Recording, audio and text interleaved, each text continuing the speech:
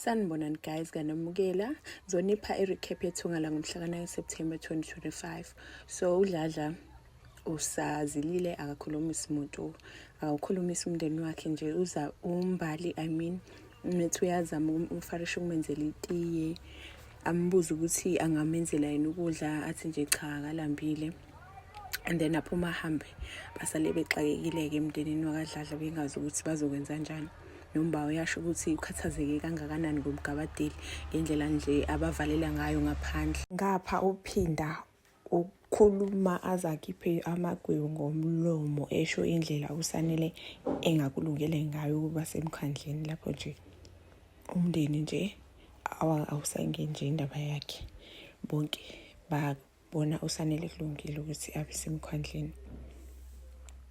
Uyasho kanjani ukuthi uSanele ukhololo ugqoka amajazi, uthisha omkhulu akakulungele nje ukuba semkhandleni. Ngapha uSanele ubanele uxoxela umndeni wakhe ngokuthi uNtanzi umnikeze i-offer ukuthi abe semkhandleni, and washo ukuthi umtshela ukuthi ame kancane usazothatha isinqumo. Waqeda washo-ke kodwa ukuthi isinqumo sakhe yena ukuthi uzongena emkhandleni. Bam-advise ukuthi hayibo, uNtanzi uyinyoka nje, akumele ukuthi sisebenzisane naye. Uthi hayibo, emva kwalento lena ukuthi nizame ukwenza izinto ngendlela yebhuku, nale yenziwe uSanele akukho kulungile. Baxaye bathi umamncane, hawu Masa wakhuluma nje ngazuthi bengesiwe naleyo, ngoba wena ukuthatha lezo inqumo lezo usuphikisana ney'nqumo zakho. Cha, hayi, kube ukushelela nje kolimi. Hhayi, badlulise banganaki lapho nje uMakhumalo umbuka ngqo emehlweni, uzama ukuhlaziya lento ayizwe ngoGumede ukuthi hayibo ngabe iqiniso yini lo, ngabe ubanele yini la bahleli naye endlini, akuyena na uSanele. Because uyambuka nje nangendlela akhuluma ngayo ukuthi akusiye uSanele lo. Ngapha letho uzama ukhonvisa uma wakho ukuthi ulungele, usekulungele ukuthi ayosebenza kaMagwaza Construction. Uyasho uma wakho ukuthi ngingani-advise nje ukuthi niqhelelane nomndeni waMagwaza, niyambona ukuthi ubabweni unjani. Asho ukuthi phela ulungile, useyindoda manje, usefanele ukuthi asebenze, okanye akahamba ayosebenza nani lapha esitolo. Athi nje ulungile, hayi ngeke, mina ngiyindoda nje, nami ngingakwazi nje ukuqola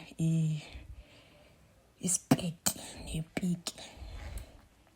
uMakhumalo-ke ngapha-ke uyabuza uNjinja omncane ukuthi hayibo, uyabona yini indlela, ubonile yini indlela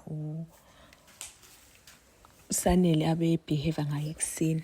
Amtshele nangalento atshelwe uGumede ukuthi lo muntu abahleli naye endlini akusiyo uSanele, ubanele. Athi hayi, athi uNjinja ayingeke, ayikho into enjalo. uSanele vele ngesinye isikhathi uzobehave njengobanele ngoba vele bamawele.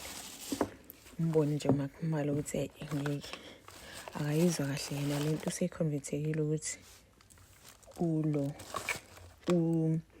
akusiye uSanele lo, ubanele. Mbali uphuma esikoleni ahamba ayobona uma wakhe, afika abuze ubaba wakhe ukuthi useke wabuya yini, useke bambona yini namhlanje, ukhathazekile ngaye. Athi uma wakhe nje isoloko nje ehamba ekuseni, azange abuye, akaze alibeke la esitolo nje babodwa. Kanti ubaba uhleli kaMagwaza emnyango, uzama ukukhonektha nespiriti sikaNkosinathi, uhleli la ashonela khona uNkosinathi, ukhuluma nomoya wakhe. Afike-ke kumulo umamncane-ke zama ukuthi akhulume naye-ke phela ukuthi hayibo, wenze njani, uhlaleleni la wedwa, yabo. Asho ukuthi usazile le ndodana yakhe yena, udinga ispace sokuthi ahlale yedwa, uzobuya abuyeke uma ukuthi kulungile lokho kuyena.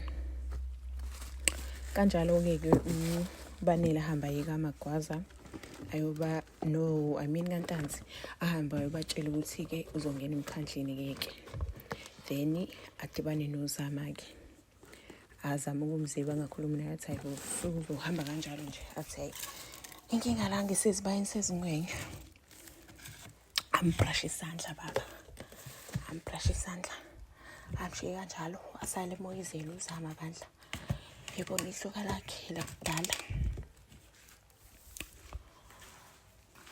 Emva kalokho-ke kuthe ngobusuku abuye uBanele ezobona phela uZama.